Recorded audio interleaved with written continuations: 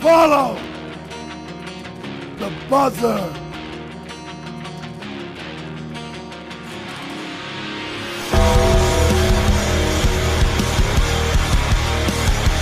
Rest in peace. Woo!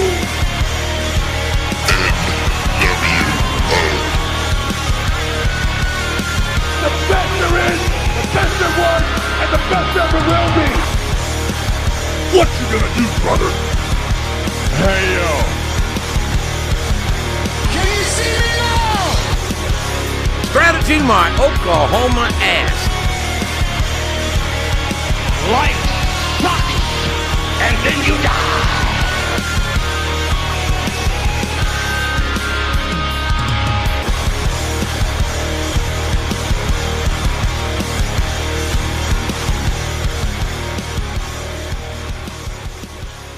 Welcome to the JM Report. I'm your host, IAmGoodOlJM, and this is episode 74, coming to you from CSP Studios in Tampa, Florida, the birthplace of pro wrestling, and it is Clash of Champions weekend. Clash of the Champions, Clash or Night of Champions, or the Night the Champions Clash, whatever you want to call it. The pay-per-view itself seems to have an identity crisis. They don't know what to call this thing anymore, but it's this Sunday, and this past Monday, we just finally had the official contract signing for the Universal title. Only 6 days before the promoted event. I guess that's the thing now. You wait a week. You wait for less than a week before the actual event to make it, quote, official. Even though everywhere else has been promoting it as such, but again, they had time to kill, and they, being creative, thought this was the best way to do it, to not have not one, but two contract signings back-to-back in 2 weeks. And even though both Raw and Smackdown took place in Madison Square Garden, first time in years, I think it was Stone Cold Steve Austin's first time in 10 years, and give or take about, what they say, 4 or 5 years, well, whatever it is, it's been a while since they had a live telecast program of either Raw and or SmackDown, much less back-to-back, because they don't do this often, but maybe for major famous arenas, it's pretty obvious nowadays that they'll do back-to-back or book back-to-back shows as if it was a long extended pay-per-view weekend, such as WrestleMania or SummerSlam. I think the Royal Rumbles has become one of those as well, Survivor Series, and of course, whenever there's an NXT TakeOver pay-per-view in the same weekend, they'll book same arena for Raw and SmackDown just a few days later. So, unfortunately, despite, let's call it star power for Raw and SmackDown, the ratings. And again, not only that they needed time to kill, but they had to come up with something to compete with the opening season week of the NFL that took place this past Monday night. And unfortunately, Raw lost nearly 500,000 viewers, whether they specifically tuned to the NFL or just wasn't interested in what Raw was offering is not clear. Also, SmackDown suffered the same fate, although not as much, but definitely lost many viewers, which I'll cover here in a bit. So, matter of fact, let's just get into it, as this week, again, the go-home show for Clash of Champions on Raw, as Stone Cold Steve Austin moderated the second Take 2 contract signing for the Universal Championship at Clash of Champions between Seth Rollins and challenger Braun Strowman, who are, by the way, still the Raw Tag Team Champions, who will be pulling double duty Sunday night, and I will have the rundown in a bit as well. So Stone Cold comes out. He's reminiscing about the good old days, specific moments in time when he challenged Bret Hart at Survivor Series 96, stunning McMahon for the first time on television in September of 97 first time actually where Raw was emanating from MSG. Originally, it was supposed to be a house show that weekend, many of you remember. But somehow, they moved it up thinking that they have a better chance of competing with Nitro at the time to get a rating. It got a good number, but I don't remember them winning that night specifically, although the McMahon-Austin segment did draw a huge crowd, a huge number. But unfortunately, it was not enough. And they saved that moment. First ever stunner on McMahon in the Garden, their home away from home. And I was there for this, and I knew something was wrong despite being quite a distance away where I was sitting. Austin talked about his Highway to Hell match at SummerSlam 98, defending the WWE title against The Undertaker. At first, I thought it was a spot where The Undertaker, jumping off the top rope, delivering a leg drop through Austin, who was laid out on the Spanish announce table ringside. I don't think Taker would do such a spot like that ever again, except maybe jump over the top rope. But I thought it was that spot that knocked Austin for a loop. But instead here, and there were other occasions where he described it, that Austin was going for a backdrop. Taker was going for a backdrop. And Austin counters with a kick to the shoulder or the chest area. So this makes Taker snap back up to stand up straight. And as he does, the back of Taker's head smacks the side of Austin's head, and it resulted in a concussion. But somehow Austin finished the match. He retained the title, stunning Taker, and the rest is history, as they say. So they get into the contract signing, introducing both Rollins and Strowman. There's a bit of jibber-jabber back and forth. And, of course, officially, once again, the contract is signed, sealed, and delivered. And copy, paste, repeat here to bring back out the OC. Once again, a lot of trash talking back and forth. AJ Styles even mocks Austin, especially the crowd when they began chanting the what chants. They returned.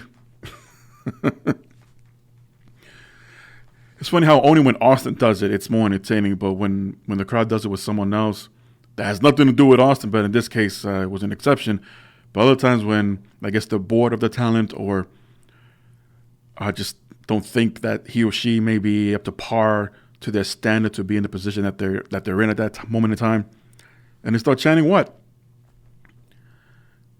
Like, how about don't react? It's been said more than one occasion. If you don't care or just don't want to be bothered by a certain talent and don't want to see he or she get over, either as a face or a heel, don't react. In McMahon's case, and I'm pretty sure this will be accurate or close to it, McMahon rather hear crickets in the audience, especially to a talent that he and creative are thinking like, oh, we need to make this, we need to get this person over. And their reaction is nothing but crickets. Yeah, they'll pull that plug right away. I mean, so fast, you blink and you miss it. That'll be my advice. Just do not react. You want good examples? Look at John Cena, look at Roman Reigns. Good or bad, they got reactions, they move forward. And McMahon was basically saying, kiss my ass. So a fight ensues after, again, trash talking back and forth between the OC, Austin, Rollins, and Strowman. The ring clears and it's Styles left in the ring. He avoids a a curb stomp from Rollins, only to turn around and immediately walk into a stunner by Austin, laying out Styles. So for contract signing, they lay out the rug, the carpet, whatever. Set up a table, obviously, about 2 or 3 office chairs for everyone to sit down, including the moderator. So everything else goes away. Everyone else goes to the backstage, except AJ Styles, who's still selling the effects of the stunner. We go away to commercial, we come back, and Styles is in the ring. So they obviously picked up the table and chairs, but how the hell they get the carpet out the ring? So as they're pulling it and rolling it off the side, is Styles rolling around on the opposite side too. because he's left in the ring and is scheduled for a match right there and there against Cedric Alexander, a non-title match. And as great as this match looks on paper, and they gave us a taste of what's to come in this match, unfortunately it wasn't long, as the Good Brothers will return and there will be a 3-on-1 attack on Cedric Alexander, only to be saved, Cedric was, by the Viking Raiders. So I guess they decided to make these guys baby faces. It was just unclear. And I think they noticed too the less and less reactions they were getting from all these squash matches for how many months. It appeared that there was light at the end of the tunnel a few weeks ago when they had that gauntlet tag team match. They protected them. They got a double DQ or double countout with the OC regardless. And a week later, back to squash matches. But here, none of the baby faces, guys. So go out there and save Cedric Alexander, and this will not be the last we will see of all these guys before the night's over. In the women's tag team match, as the 4 horsewomen of WWE explode, Raw Women's Champion Becky Lynch teamed up with Charlotte Flair, taking on SmackDown Women's Champion Bayley, and teammate Sasha Banks. Hope I didn't spoil anything for you. So what happens here? As I mentioned, all 4 horsewomen of WWE in the same match. Bit of mixing it up a bit. At time it would be Sasha and Becky. I'm trying to remember here. They've done so many carnations of factions, and well, either way, it was another mix-up, another mashup, if you will, of all 4 horsewomen here. Basically, both champions on opposite sides, teaming up with the other champion's challenger, if that makes sense. But the match itself, it was pretty good. It was a solid match, as Flair, Charlotte that is, would hit Bayley with a natural selection, and Charlotte would pin the SmackDown Women's Champion. So maybe a bit of, obviously it's momentum for Charlotte, but maybe a bit of a glimpse into the future, as Charlotte Flair would challenge Becky. Geez, I did it again. As Charlotte Flair would challenge Bayley for the SmackDown Women's title this Sunday. And, of course, you got Becky Lynch, there we go, Raw Women's Champion, to defend against Sasha Banks. And a bit of a challenge / grudge match. I don't know if it's because they have a handful of wrestlers that are injured at this time. Basically, this was a long match. As good as it was a long match. They took about 3 commercials, had about 3.5 segments. It was a real long match. I'll say about half an hour or so, maybe a little more. And because they have a handful of injured wrestlers on the sideline right now, people don't realize that they have other non-injured talent on the roster that they could have used. But I'm not complaining here. At least this gave an opportunity for the women especially to shine a little bit and stretch out a huge portion of the hour. Give them that bit of a confidence. Like, go out there, have a great match in your tag team match. And they delivered, I feel. Now, that's in a tag match.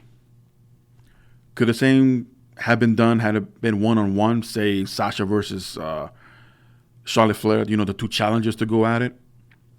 I'm sure it would have ended in a schmozz regardless, but the fact that they had 2 or 3 segments give them about 25 to 35 minutes long of a match. Hopefully this gave that shot that the women's division needs right now. That bit of confidence that, hey, all these 4 women, yeah, they're top women on their rosters. I get that. But the confidence to maybe pass on to the rest of the women's roster, like, we can do that too. If not, do it better. Time will tell, but we'll see. I know it's, in a sense, bad timing because we all know SmackDown is moving. And there is this alleged draft coming up, so we're having 2 in a year of who's going where. And hopefully, with that logic, with that aspect, there'll be opportunities for others that haven't had them yet, or had it but was taken away for reasons. And now they'll have that opportunity again to shine on Raw and SmackDown in the new era when SmackDown moves to Fox. It was promoted earlier in the day that we would have a Lucha Libre match, and it was Rey Mysterio versus Gran Metalik, and they delivered. I mean, not AAA or Japanese. I'm comparing a Japanese promotion to a Mexican-style wrestling match. But as far as high-flying and that hardcore style, as they say, shoot fighting, whatnot, it wasn't exactly here, but they had a lot of high spots. I think Gran Metalik did a great job keeping up with Rey. Rey's looking as healthy as ever, despite being in the business for, I think, 30-some years now, he mentioned. So it's a long time, and it's a hell of a feather in the cap, if you will, for Metalik to be in the ring with a legend in Rey Mysterio. But he will fall short, unfortunately, as Mysterio will deliver a 619 frog splash combo to get the win. But great sportsmanship after the match, as Rey stuck out his hand to help Metalik back to his feet, and both men celebrated afterwards. So it was announced the main event for Raw will be a 10-man tag team match, as Cedric Alexander and AJ Styles will be on opposite teams and having the second match of the night, teaming up with, well, in the case of Cedric Alexander, he'll team up with Seth Rollins, Braun Strowman, and the Viking Raiders to take on the entire members of the OC and Dolph Ziggler and Robert Roode. So for the first time ever that I can remember, a triple threat match where the winner moves on to the finals of the King of the Ring tournament. Samoa Joe, Baron Corbin, and Ricochet. So as Ricochet was able to hit his 630 on Samoa Joe, Corbin takes advantage and throws Ricochet out of the ring and pins Joe to advance. So the finals was originally supposed to take place at Clash of Champions for reasons, and I'm pretty sure this had a lot to do with the audience or the ratings, if you will, from this week to bring in or boost a little bit of interest. Oh, so the finals is no longer on Clash of Champions. It will be on Monday Night Raw next week instead. So Baron Corbin is the first one to punch his ticket into the finals of the King of the Ring 2019. And we will find out who his opponent is after I review the Smackdown. Lacey Evans versus Natalya in a rematch. And we end up getting a 50-50 booking here as Natalya gets a win back, making Lacey Evans tap out to the sharpshooter. So time for the Firefly Funhouse. No Fiend on Raw at all, other than what we saw on the Titantron. And the lesson of the week is stranger danger, as all the puppets were freaking out for the fact that Stone Cold Steve Austin was in the building. Now, there weren't really rumors, but there were discussions, if you will, amongst the fans and social media that they were hoping, or at the very least expecting, the Fiend at some point during the show to attack Stone Cold Steve Austin. As you know, the Fiend has been creating a bit of a habit or reputation, if you will, to attack legends or Hall of Famers, Mick Foley being the most recent one when he introduced the 24/7 championship not too long ago. But that didn't happen. So instead, all the references were made during the Firefly Funhouse episode. So the fans were close on getting some kind of a connection between Bray/Fiend and Austin. So once again, the puppets were freaking out that there's someone in the garden that doesn't belong, that being Austin. We don't know if this will be brought up or referenced in the future. But it was Abby the Witch that pointed out that ever since Austin showed up, that the clock was stuck on 3:16. So Bray Wyatt thought, well, I could fix that right now, hitting with a hammer, and it changes to 11:19 on the clock. So the date 11/19 this year lands on a Tuesday. So unless there's going to be some kind of network special, like a special edition pay-per-view like they did with This Tuesday in Texas back in 91. That make no sense. There isn't anything advertised event-wise or house show-wise on a Tuesday that would involve either Austin or The Fiend. And SmackDown will already be on the USA Network at that time. And again, there's a draft coming. Of course, legends, Hall of Famers, they're not affected by this. They can show up on any show they want, pretty much. I mean, going by its own logic. So then what does 11-19 mean then? Even if you flip it around, okay, 91-11, I mean, what is that?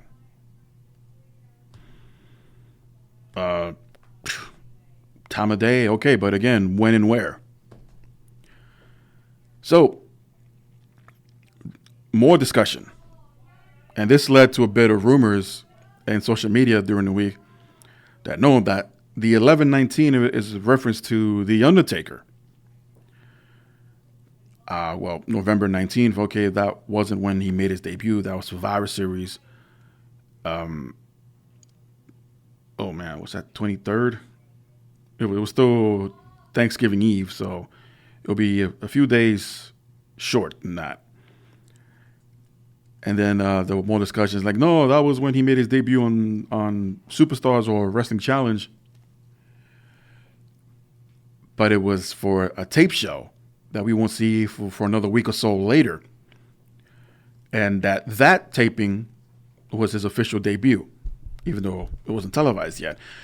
So, well, first of all, I'm glad to see that there are a lot of fans out there, whether you're old or new, to even dig that much back into the past, into history, just to get some kind of meaning, some kind of connection here with these numbers of 11-19 from Bray Wyatt. And it may or may not, but you know what? For me, I took it as a refresher because I completely forgot about that TV taping happening before Survivor Series. And as I mentioned, we won't see until maybe like a week or so later after Survivor Series in 1990. So thanks, Internet, I guess, for that refresher. A guy like me, at this point in time in my life, can't remember everything. Wouldn't mind a little refresher here and there. But yeah, thanks a lot. And also, it's unofficial as far as WWE is concerned, despite Bray Wyatt bribing the boss puppet last week. The boss Vince McMahon puppet, not that he bribed Sasha Banks, that The Fiend will be getting a Universal title match at Hell in a Cell next month.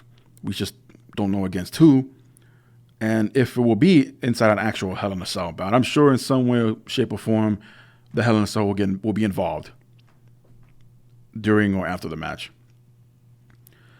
So we get to the main event of the 10-man tag team match, and it ends after Alexander pins the United States champion after hitting the lumbar check to get the win for his entire team.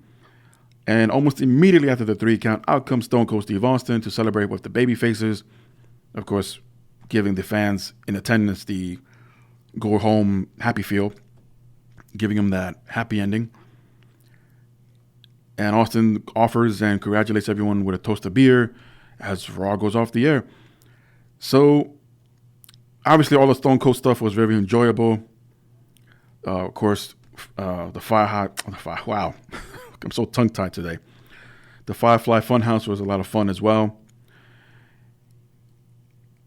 Interesting three-man, technically it's a 3-man, but the triple threat match for the King of the Ring final spot was very interesting, and everything else was just really filler. Doesn't make it a bad show, but considering the lack of interest from a lot of people, it's not many, like a fraction compared to the numbers they used to get, but still, that's a lot of people. So all eyes and focus on Raw and SmackDown, as it's not long before SmackDown moves to Fox. Matter of fact, it's coming up. They put out promotions already. They put out commercials on Fox end of things. They got a new logo for Friday Night SmackDown. So, yeah, going to be a lot. It's going to get here a lot sooner than you think, folks. So speaking of SmackDown, once again, back in Madison Square Garden, New York City, The Undertaker opens up the show, and he too references a lot of memories and all the souls that he's taken and buried inside of the garden specifically, not anywhere else. And as he's about to share some more memories, out comes Sami Zayn to interrupt, with all due respect, but nobody's there to want to listen to The Undertaker's ramble about memories and history, and that he kindly asked The Undertaker to leave so the show can continue. So we all thought that, yeah, Taker was halfway out the ring until he turns around, have Sami Zayn turn around because he was gloating the fact that he just made The Undertaker leave the ring, and gets a chokeslam for his trouble. Thank you for coming, Sami. So no segue here with Sami, as we don't see him again for the rest of the night. It would have made sense that he stayed in the ring here, he'll have a match with someone else, but that definitely would have been a copy and repeat from the night before with AJ Styles. So kudos for not going there, creative team. I'll give you that one. So Shane McMahon returns to SmackDown after performing jury duty for the past couple of weeks, and he informs Chad Gable that his semifinal match with Elias is not happening due to an injury, an ankle injury to be exact, to Elias, and the ankle injury is legit, folks. So Shane informs Gable that he will find a suitable opponent worthy of challenging him for a finals match at King of the Ring, or to have the final spot for the King of the Ring tournament. Even though Chad Gable was, and for all intents and purposes, he was right, he would have automatically received a bye into the finals, which would have made sense. But Shane like, nope, you're going to earn it the old-fashioned way. So he'll inform him later on who his opponent will be. So I'm just going to skip right away because it was literally less than 2 segments later that we see again Gable and Shane having a conversation, only to Shane to tell Chad Gable that it's Shane himself that would take Elias' spot in the semifinals for the King of the Ring. Couldn't you all done that in one segment? I mean, they build up segments and or matches hours before shows go on the air, sometimes over the weekend. So the word would have been out. And definitely could have gone hours before during the day that Chad Gable needs a new opponent because Elias is out injured. So we segue into that segment, the first and only time that they conversate with each other, that being Shane and Chad. Like, well, I'm sure you heard by now, Elias is out with an injury, and this obviously affected your semi-final match for the King of the Ring tournament. Normally, we would offer a bye automatically. But in this case, you know, I being Shane, I feel that you deserve to, well, not deserve, but you should earn that spot the old-fashioned way and have a suitable opponent. And, of course, they could have easily brought back someone else that's been eliminated already from the tournament. That would have made another level of sense, but look who we're dealing with. So instead, no. Let's put Shane back in there to defend that piece of shit trophy that he didn't really win back in parts unknown early in the year.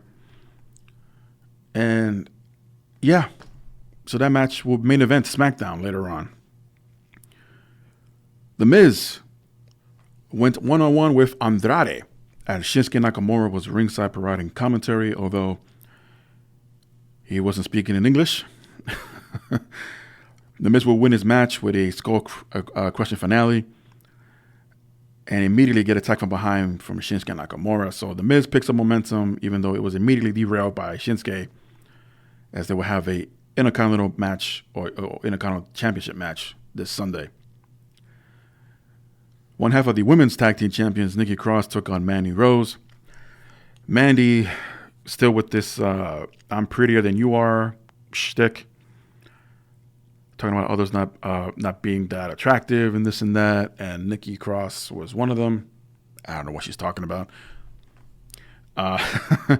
So, as I mentioned last week, as Fire and Desire defeated the women's tag team champions in a non-title match, it was made official this week that they will have an official tag team championship match at Clash of Champions, although that's still subject to change as far as the order. As I mentioned last week, they'll more than likely take place during the kickoff, but they announced it here as if it will take place during the main card, but we'll find out. They've done these changes before last minute, so don't be surprised. And yes, I'm saying this after I feel that the women should have that shot in the arm of momentum and confidence that they could deliver in the show and have one of the most impressive and entertaining segments of either a broadcast show like Smackdown in this case or a pay-per-view. So we'll find out. But here, Nikki Cross one-on-one with Mandy Rose. Cross would be victorious over Rose despite the interference attempts by Sonya Deville. It looks like it's Heavy Machinery's time or turn to take on local talent and have squash matches as they were here in the Garden defeating a local tag team, and thanks for coming. So we finally catch up with the storyline regarding Shane McMahon and Kevin Owens, as at this point it was already announced the match between McMahon and Gable later on. Owens once again is pleading with McMahon to reconsider. It's been how many weeks now and you still want to reconsider? Shouldn't you have already paid that fine by now? Aren't there any late charges involved, or if you don't pay, you're fired kind of thing? Anyway, so Shane offers a solution. Well, okay, I'll reconsider the fine again, but as long as you do a good job, for lack of a better term, do the right thing, call it right down the middle, as the special guest referee during Shane McMahon's match versus Chad Gable later on for the King of the Ring tournament. Okay. Kevin Owens didn't have anything else better to do, apparently, just to put on a referee shirt for the night. Rowan makes his way to the ring and tries to explain his actions over his attacks against Roman Reigns, basically saying that he's a monster, that he's full of rage, and just decided to take it out on poor little Roman Reigns. Now, Roman he obviously hasn't, but Roman doesn't have much experience when it comes to cutting promo, especially on his own. Before, it's been the Wyatt family, as many as 4 members, and then returning with Luke Harper as the Bludgeon Brothers. Not too much promo experience. I mean, he'll sound great. Like I said, he is a monster, and if he just channeled the right volume, the right level of his voice, and maybe he can be taken serious or at least intimidating. But here he showed a little bit that this is why we don't let him get on the microphone too much. But you know what? He tried. He tried to make it sound as serious as possible for the fans to take him as serious as possible. So I don't know if it was bad timing or maybe not somebody not paying attention. But the way Rowan was going to continue on with his promo, Roman Reigns' music hits, and then we just get an insane brawl that started in the ring, then ringside, into the crowd, back to ringside. They get separated by referees and agents. It starts all over again on the staging area. They got to a point where they're on stage, and Rowan had already put down Roman, but Rowan sees the boom camera, and he just reaches up and he swings that thing and hitting Roman in the gut, and that was it. Just laid him out, and these two will have a match at Clash of Champions. So this definitely made Rowan look a little bit more serious as a potential threat for Reigns. And I'll say it here. I normally don't do predictions, but just to keep the ball rolling down the hill and gain momentum, definitely give the win to Rowan, even if it's a DQ or counter, and save Roman Reigns to keep him protected. But give Rowan the win. If you're asking why, well, why not? Roman Reigns needs opponents. He needs legit threat opponents. Right now, there aren't too many. Bayley, SmackDown Women's Champions, takes on Ember Moon in another rematch from SummerSlam. Non-title match here, as Charlotte Flair was ringside providing commentary.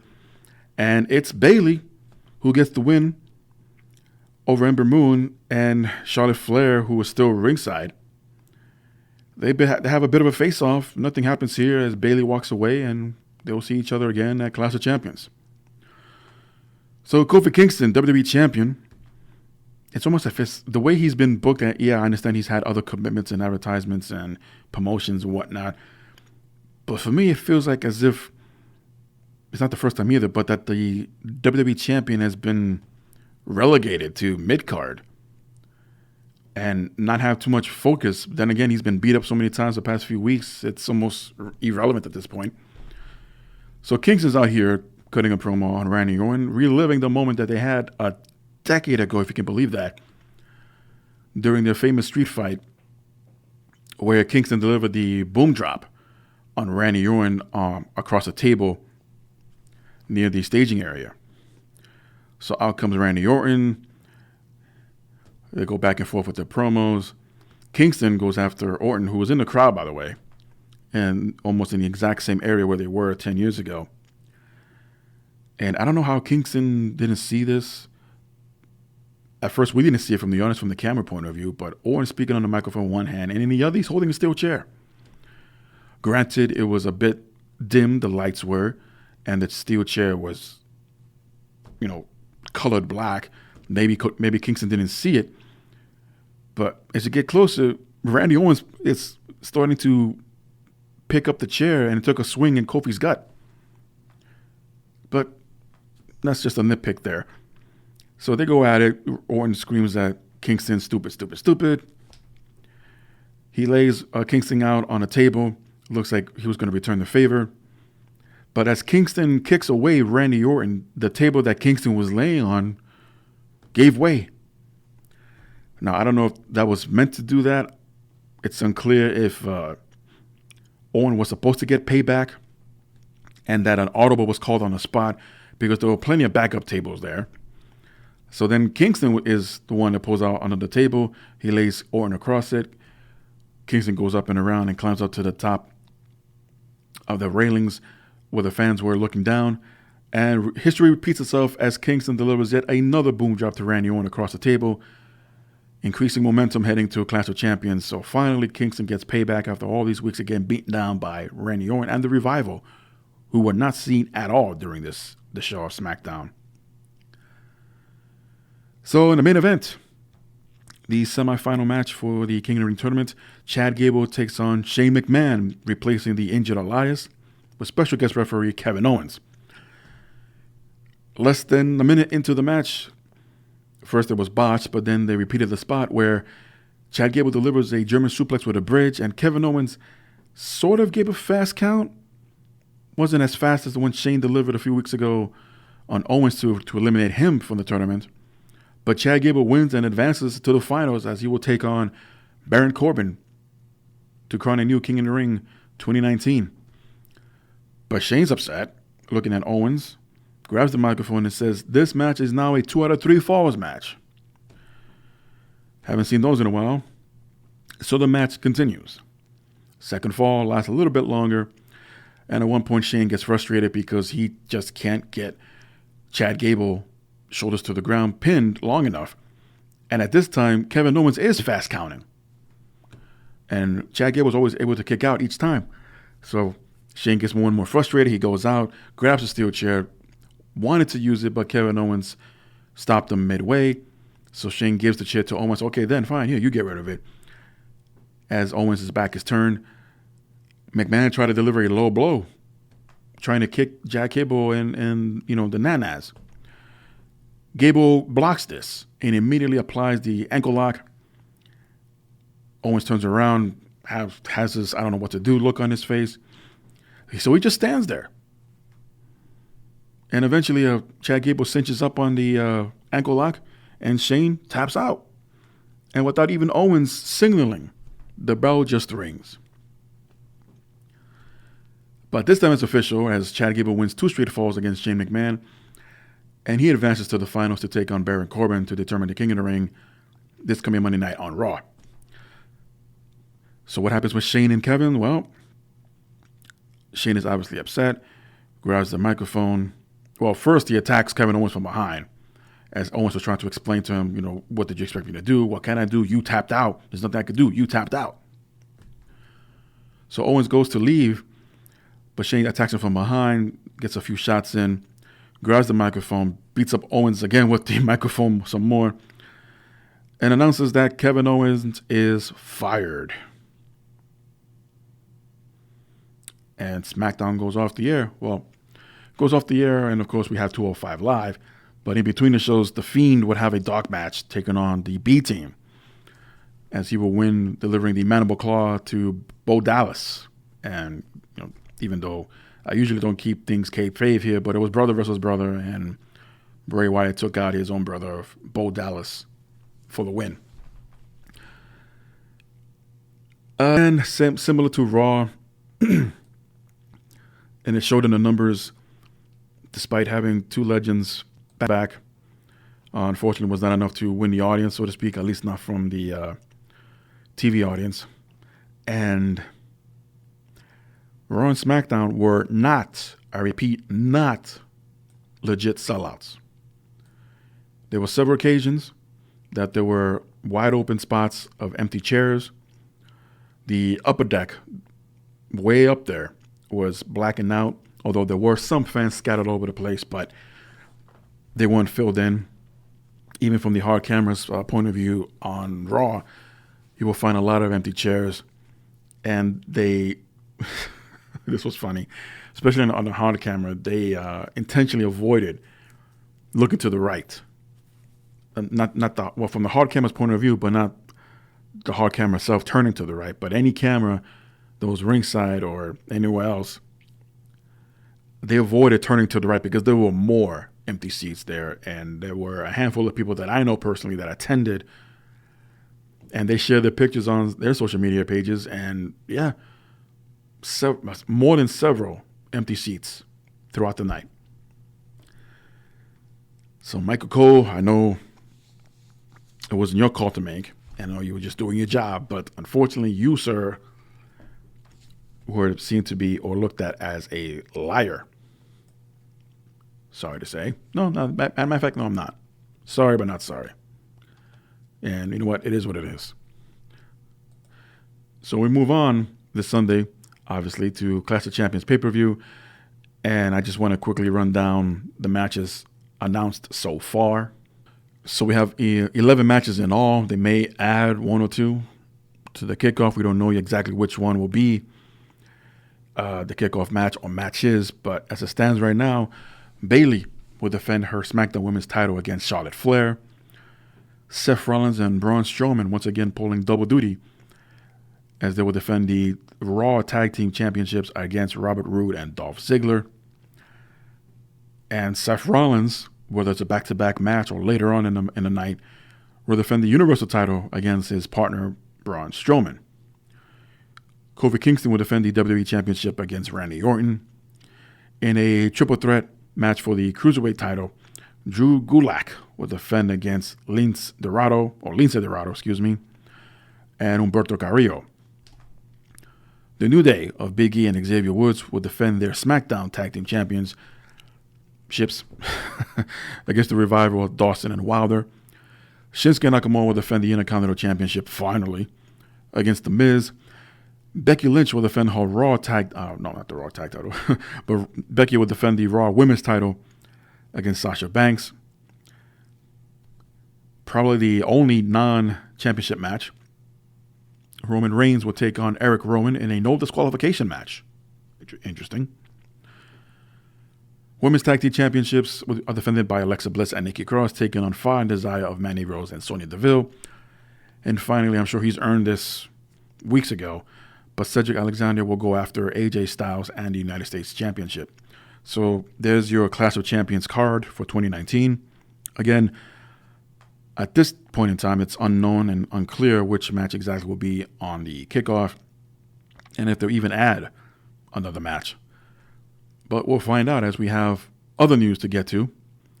And quite a few interesting stories. I mentioned that there are injuries. There's more than one, unfortunately.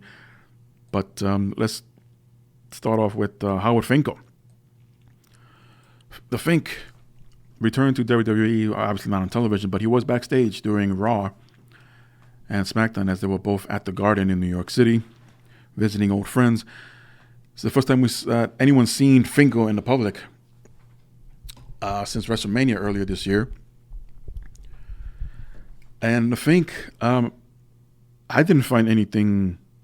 I knew he wasn't doing well. He was sick. If he still is, I'm not sure. Finkel has gained a tremendous amount of weight over the past couple of years. But here he was taking pictures with a lot of wrestlers backstage, and he was in a wheelchair. So I'm not going to speculate any more than what I've seen. But he looked to be in great spirit, got a big smile on his face, sporting a huge beard. Almost like when David Letterman retired and decided just to grow out that beard. Same thing like Conan O'Brien. He went from one network to another and grew out that beard. But yeah, like I say, he looks in good spirit here. Unaware of what's going on with him health-wise, but I hope he's doing all right. So, as I mentioned earlier, Elias out due to legit ankle injury. Also, who's been out of action for a while and not been seen is Drew McIntyre. And he's been out of action for about 2 weeks in a row on Raw. And he's had minor surgery to alleviate lingering injuries. Apparently, he sustained some injuries, unclear at this time, during their recent tour of Mexico. And the WWE felt that, you know what, rather than just work through the pain, go to have it taken care of. And I'm going to assume that doctors prefer, like, you know, if you do the minor surgery, you'll be out for another couple of weeks, but at least you won't be in pain anymore.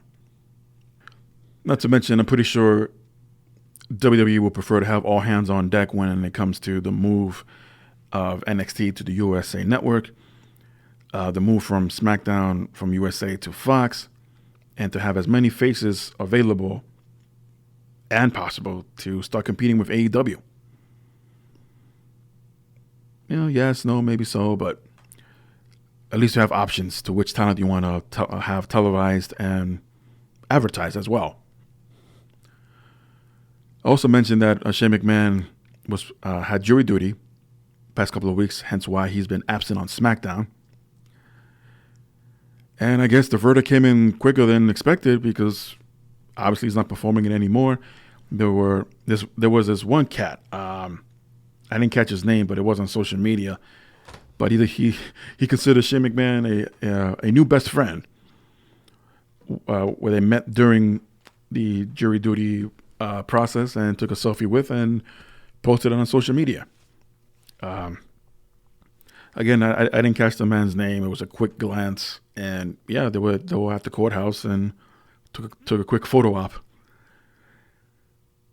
Just curious to see what kind of trial it was. That's all I want to know. What kind of trial was Shane McMahon a part of? So Meltzer reported on the Wrestling Observer. Since Shane McMahon was out, what was Kevin Owens going to do?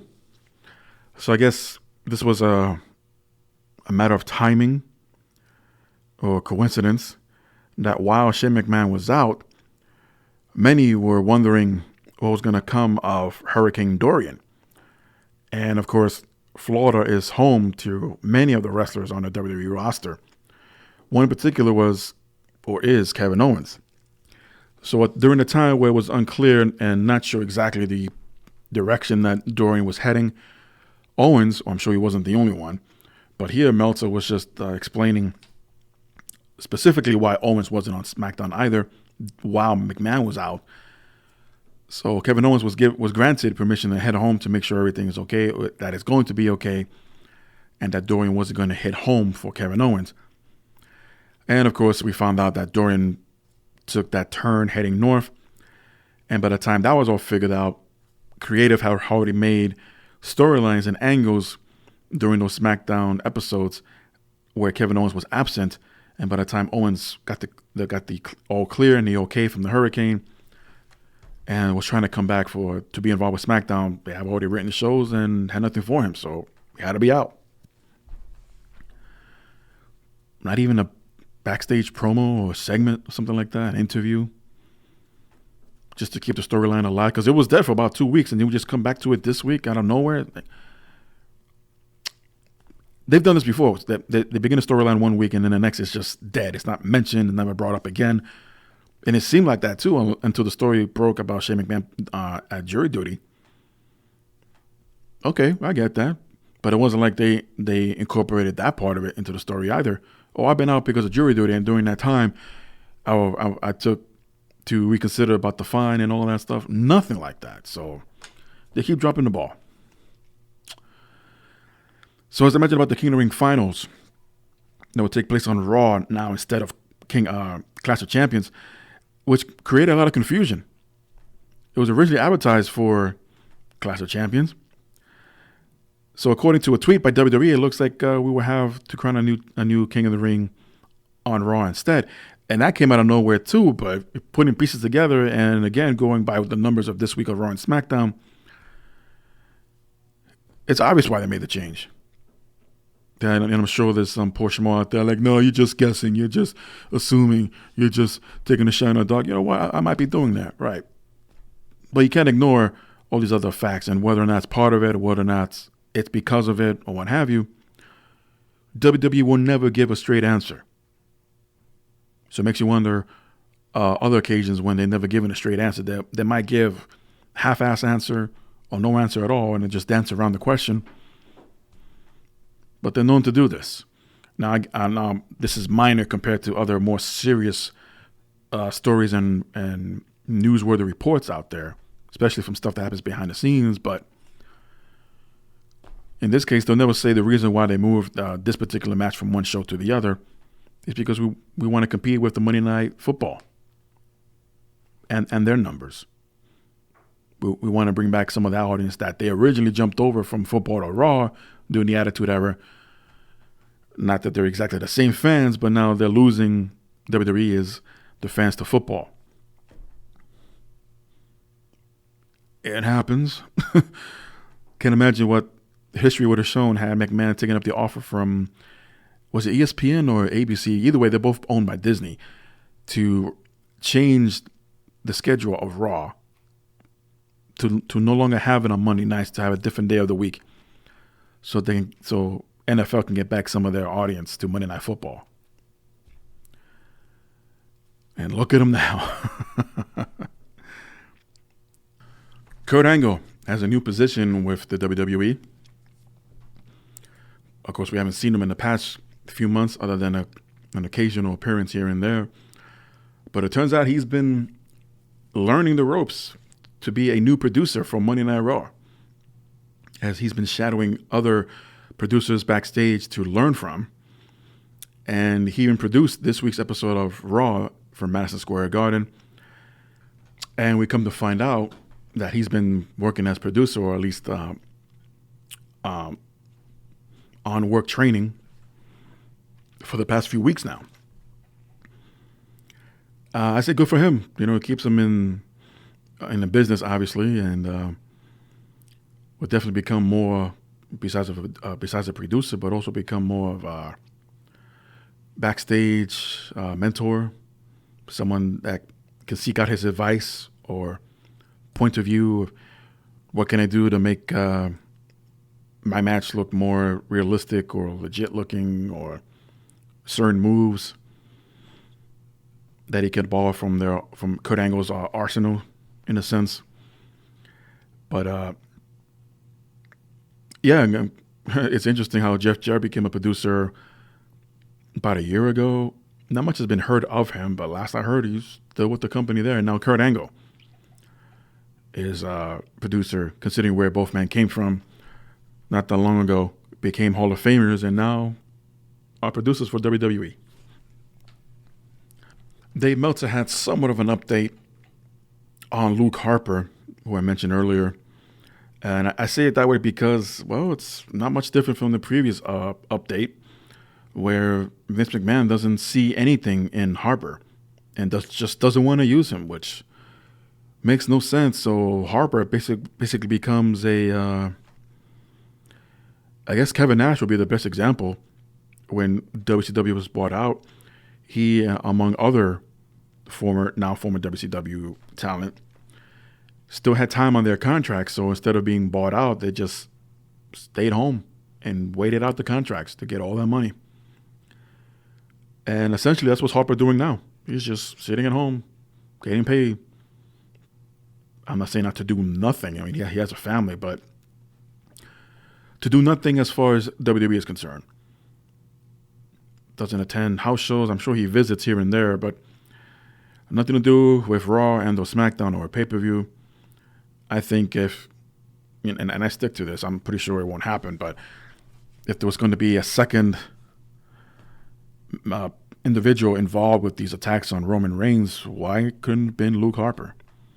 All eyes on Daniel Bryan, sure, but you can swerve, so to speak, quote unquote, and let it be Luke Harper instead. Of course, they don't have the same hair color, much less the same height, but you can dance around that. You can make it look like as if Harper was kneeling down and hunched over, give that impression or that illusion that is obviously a shorter person, and it might have been Daniel Bryan, and maybe even dye his hair a different color. Besides, haven't been half of these backstage footage from surveillance cameras' point of view been black and white anyway, so who's to say? I'm saying there are ways around it, but anyway, here Harper, I almost said Hooper. I was thinking of Texas Chainsaw Massacre, but here Harper is just getting a paycheck sitting at home, and he'll do so until at least next March or April, but definitely right before next WrestleMania comes around to Tampa. Well, there were two big stories. I'll discuss one here, and the other one involves Anthem, the apparent company of Impact Wrestling. Made a big splash this week, but I'll get to them in a second. But WWE has hired former Impact announcer Mackenzie Mitchell, and Mitchell announced via social media this week that she has signed with the company. Also, from House of Hardcore, Matt Camp, who was their lead announcer, as well as a regular personality on Sirius XM for their pro wrestling and fantasy football shows, announced this week as well that he has been hired as well via social media by WWE. And at this time, at least for now, will be appearing as an on-air host of their digital content, similar to what Kayla Braxton's been doing lately on Facebook and Twitter, I believe. I remember seeing much on Instagram. But a lot of things are changing in the WWE as far as the commentator's point of view, and might even be impacted. And there have been a lot of stories, unconfirmed, that there might be some shakeups, if you will. Now, this will be an actual shakeup, unlike that nonsense nickname they gave it to the draft. Moving forward, when SmackDown debuts on Fox. Now, over at WrestleVotes, their Twitter account, they've been hit and miss, but for their reputation, they've been more hit than misses. So I'll grant them that. But WrestleVotes has reported that the company is looking to make some significant changes to their announce team soon. And they were quoted by saying, hearing that significant changes are coming to the commentary teams once SmackDown moves to Fox, happens in a few weeks, all shows will be impacted, including Raw. A source has said the return of the two-man booth is coming. You know what? I welcome back a two-man or two-person man and woman team as announcers. Please do. This is another reason why I mute, not so much because Michael Cole sucks, but and Corey Graves, he started off well, but more than 50% of his shtick is just to freaking argue, and he's someone else with an identity crisis. Are you a heel commentator or a face? It's like you pick your fights with whomever, but definitely constantly bashing Saxton every week on SmackDown because he disagrees with him. Which, fine, I get that, but geez, tone it down. You know there's a match going on that you can actually talk about or discuss? Shut up, Saxton. Yeah, like Family Guy didn't get that over before. Now we got to listen. I pressed the mute button. Or in some cases, I switch over to the secondary language. And I enjoy the show better, believe it or not. But again, I welcome back the two-person team of commentators. Hopefully less arguing. Hopefully more calling what's actually happening. And not discussions like, oh, I spoke to so-and-so earlier in the day. Who cares? Brag about that on your own social media account that everybody else seems to have, and you post or show it on screen anyway. What's going on in the ring? Anyway. And as I said, the second story of this might have been the first, but I consider this the second because, But it's business. But Anthem Sports and Entertainment, the apparent company of Impact Wrestling, has acquired a majority interest in Access TV and HD Net movies. Wow, that's a tongueful. An official statement was put out saying, by Anthem that is, we've been looking for an acquisition for some time now to grow and get scale and do what everybody else in the media business is doing. We look for things that serve passionate communities, can transform into digital media companies, and have geographical limitations on them. Yeah, I can't talk today. So the deal is eventually, and I believe it was made official less than 24 hours ago, that Impact will migrate from their current network of the Pursuit channel and head over to Access. But this won't happen until after Impact's pay-per-view of Bound for Glory, which will take place on October 20th in Chicago. And shortly after, I'm sure there will be another announcement made on the official date that Impact Wrestling will debut on Access TV. However, they will keep their official Twitch channel and continue to simulcast their shows there on a global schedule. And for those who don't know, Access currently has other wrestling shows on there, such as Viceland and New Japan Pro Wrestling, and the new season of Women of Wrestling has begun last week. So it's getting a bit crowded. But at the same time, it's almost like, man, imagine if we had something like this growing up in the 80s, maybe the early 90s, and have one channel to have multiple wrestling shows that are not in competition with each other. Was there ever other time that this happened? I can't remember. I don't think so.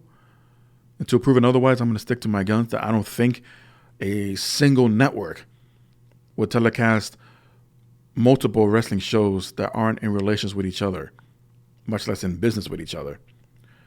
I mean, can we call,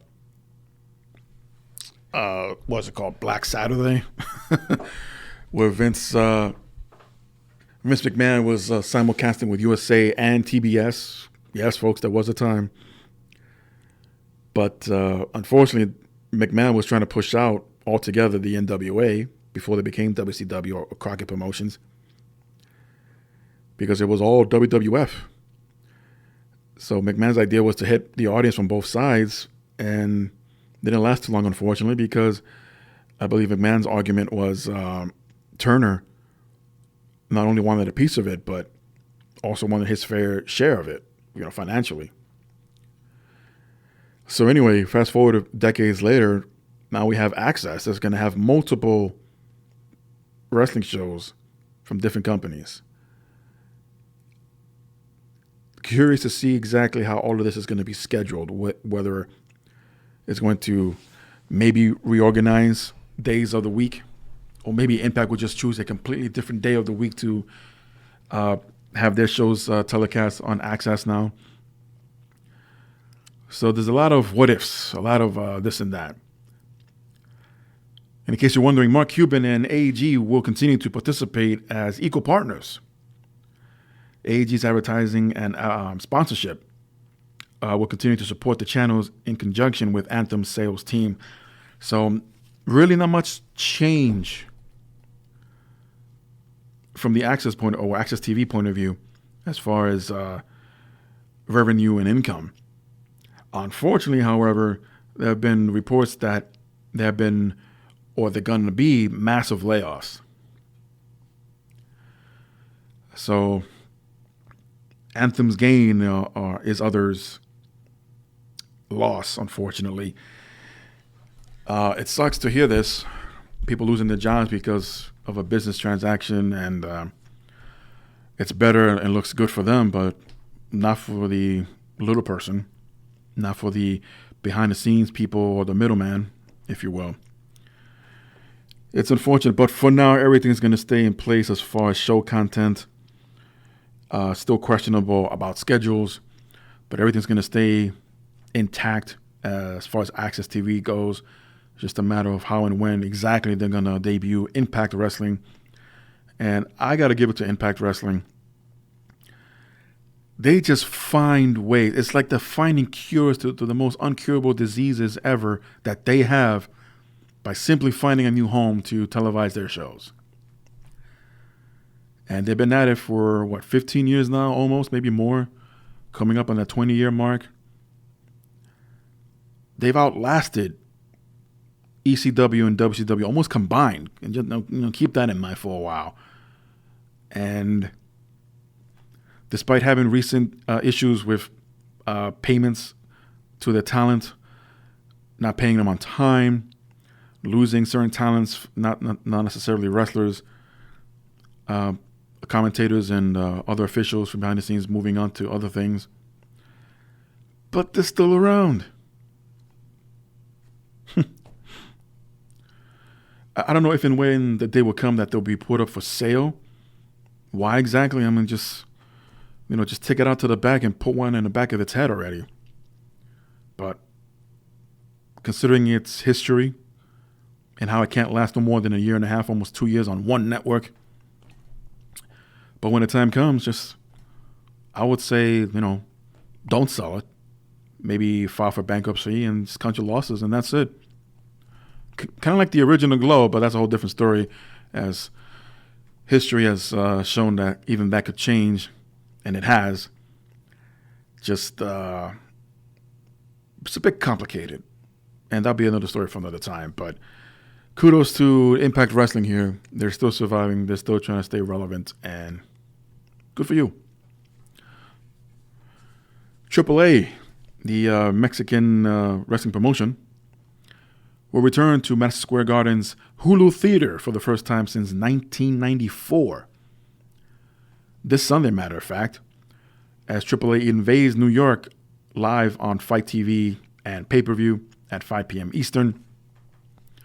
Current card is as follows. Blue Demon Jr. will take on Dr. Wagner Jr. For the AAA Tag Team Championships, Pentagon Jr. and Rey Fenix will take on LAX of Santana and Ortiz. For the AAA Reina de Reinas Championship, as Tessa Blanchard versus Impact's Knockouts champion Taya Valkyrie. So champion versus champion. There are many more names advertised, such as Drago, Golden Magic, Aerostar, Puma King, just to name a few. The initial plan was to run the actual arena of Madison Square Garden, but it was decided last month to move to the theater. And mentioning that they used to be, or the last time that they were in the theater in 94, it was known as the Paramount Theater. Now changed to the Hulu Theater. I didn't even know that until I went to Survivor Series in 2011. It's the Hulu Theater now? When did that happen? I've not attended the Garden for so long at that point, and I haven't gone back since. But AAA is invading New York this Sunday at 5 p.m. Eastern. PW Insider has mentioned that the network, Fox that is, will air a 1-hour special on September 27th called SmackDown's Greatest Hits, leading up until their debut of SmackDown on Fox. It'll be official on October 4th. So Less than a month away, folks. Also, as a reminder, NXT on USA Network debuts next week, next Wednesday night. So be prepared, and we'll be live. And yes, I will cover NXT next week as well, as we have not one, not two, but three to back WWE shows on the USA Network. And by the time SmackDown debuts on Fox, it'll be a good fitting schedule-wise if you have Monday Night Raw, obviously, and then Wednesday you have NXT, and then Friday SmackDown. So at least you have a day off or a day cooling period in between shows. If possible, I would like to see, or maybe I can set one up over at my Twitter account at GoodOlJM, or IAmGoodOlJM, and set up a poll and asking a question of, during AEW and NXT, the Wednesday Night Wars, will you be switching channels back and forth, or are you going to watch one show live and DVR the other and watch that show later at a later time? Either way, I too have been not a victim, but one of those fans that would channel surf back and forth. But I stopped doing so once everyone else realized that the NWO was just getting stale and just copy and repeat every week. But even then, there was the advantage of not DVRing, but set up your VCR. Because, and I mentioned this as well before, TNT had a habit, especially back then, of any live events, with the exception of the NBA, which I don't think they show anymore. I don't know. I don't follow it. But when it came to WCW, they would have the live show, obviously, and almost immediately re-air it. They'll repeat the show, usually at midnight or 12:30, depending how long they allowed Nitro to go. And for someone like me, that was my advantage, where I would stick to Raw, and if need be, only during commercials go back. But I will watch Raw, and if I wanted to know what happened on Nitro, whether I missed something or they bragging about a segment that happened earlier in the night that I missed, all right, I'll just record the replay and watch that later on after school. Of course, nowadays you have on-demand and streaming services. It's a little bit different, so slightly different. So who's going to channel surf? I know some people have the option of picture-in-picture, which is great too, but realistically, who's going to channel surf? Who's going to watch one show live straight through and DVR the other? Or just watch one show and not the other? There is a fine divided line here between the fans of NXT and AEW. Me personally, I'm a fan of wrestling. And anything different out there, I'll definitely give an opportunity to watch and a chance to shine. I already made my feelings known about Impact, but there's still New Japan out there. There's the returning Impact, essentially, and WOW, which I know is not as taken as serious or on par as WWE or AEW or Impact or whatever, but it's a different option. It's a different solution, especially during the week that we're going to have so many wrestling shows happening almost at once. But yeah, let me know what your plans are. I mean, the simplest one obviously is to channel surf, but since both shows are going to be live, the other show is going to be basically watching each other, and they're going to switch up segments. So it's going to be a mess. I already feel bad for creative and everybody backstage scrambling because, oh, wait, AEW is doing this thing on the next segment. We got to find something else that's more interesting and better than that. How about we bump up the championship match? Or better yet, have a championship match on the fly. Or have some of the women flash their asses or something. And anything to get that attention, to get that number, to win the night. Since Raw and SmackDown won't even have competition anymore. And then again, when was the last time they actually did? But don't be surprised. I don't know how much leniency or leeway they're going to get from Fox. I don't know how much they're going to bend the rules a little bit, like USA used to do back in the day, that they would do today. But it's just it has the potential to become a cluster. And I'll leave it at that. But next week, NXT has the leg up on AEW, and a month later, they'll have that opportunity to shine and see where all the fans stand. That first night may not be a guarantee or an absolution, but that first night when AEW and NXT go head-to-head, that'll be an indication of where things will go moving forward as far as where the fans' point of view stand. The companies, let them handle, let them deal with it the way they see fit, the best way they see it possible to compete with each other. But as the fans, we're the ones that are going to suffer if either one drop the ball, and then everybody loses out. I'll end with this. I don't know how many have been following this. I've only recently did about a week ago. I thought it was not much to it, but until there was an update to the story involving Jim Cornette and G. Raver. A couple of weeks ago, G. Raver, known as one of the best deathmatch wrestlers in the country, caught the attention of Jim Cornette. And Raver, after being injured during a ladder match that involved those light tubes on. And there's footage of this out there, and viewer discretion advised. But I'll give a brief description here. Raver and his opponent, I didn't catch the opponent's name. They're on top of the ladder, and these tube lights are laid across the top of the ladder. So it looked like Raver's opponent was going to hip toss him or suplex him off the top of the ladder. There might have been a botch or a slip of the feet or something, but Raver was trying to block this attempt. And with the other arm that it wasn't going to get hip tossed, he was leaning on top of the tube lights. And of course, the more you lean on such fragile things, you're going to break. In this case, there were tube lights, so he breaks the lights. He gets hip tossed regardless. And upon landing, we see where the tubes were leaning against his body, and it was under his armpit. Yeah, he just bled a gusher. There was a pool of blood in the ring, and then Raver looked down and realized what was happening, and gave it no second thought. He just didn't know. He did not sell that spot coming off the top of the ladder. He slid out of the ring and said something to the referee who was ringside and just ran to the back. So I don't know what came of the show itself. It was an indoor venue, small, maybe high school gym.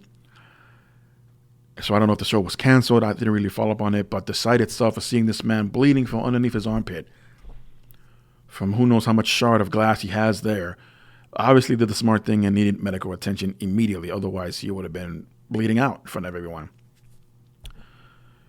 So Cornette, who came across this, either he was told or saw the footage, was not sympathetic at all.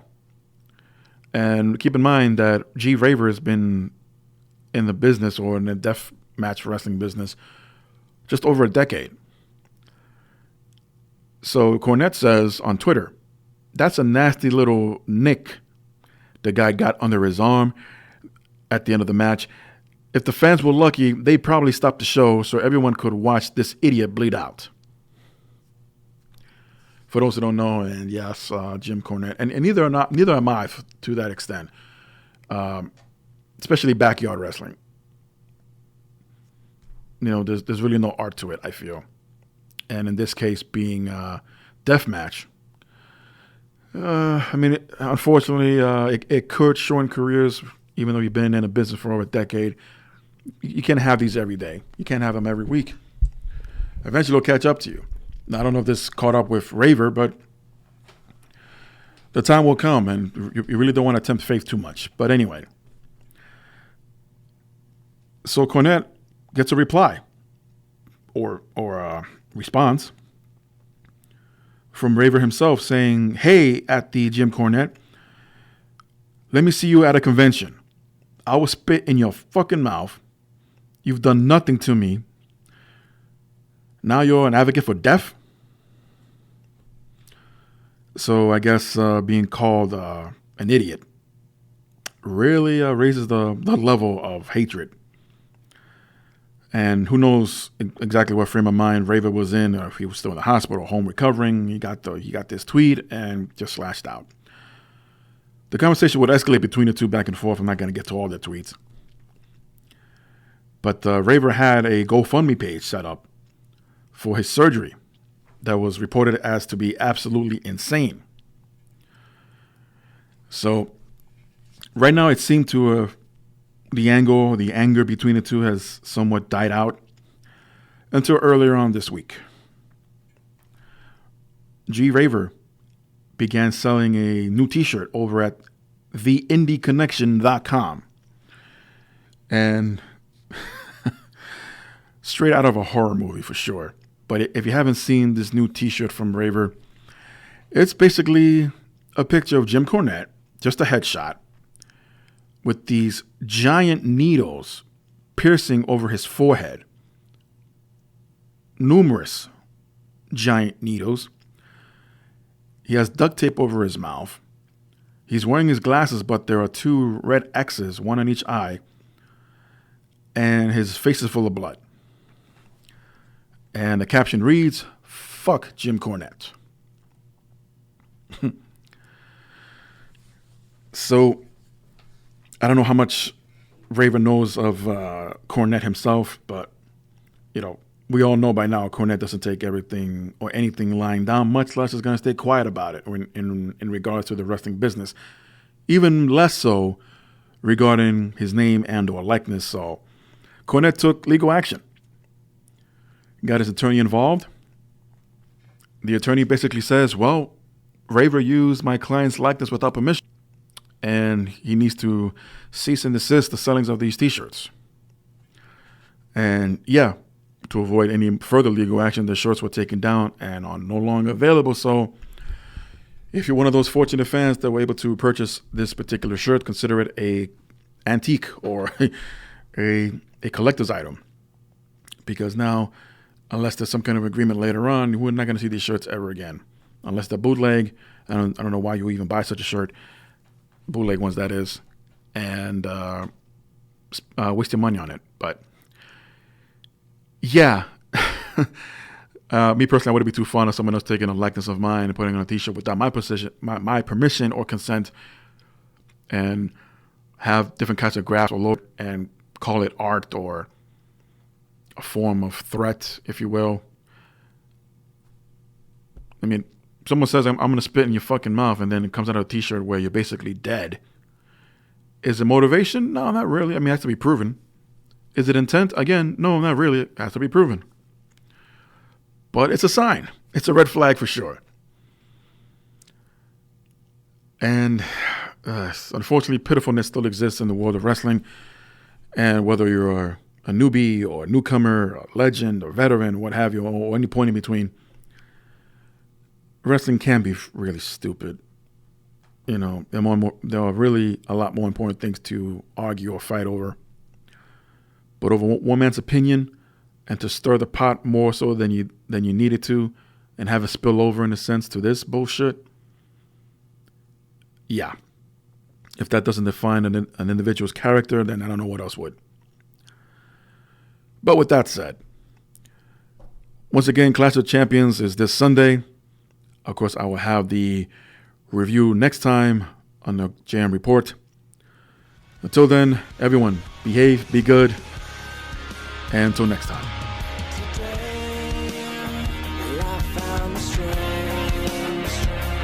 Open my eyes, leave it all behind.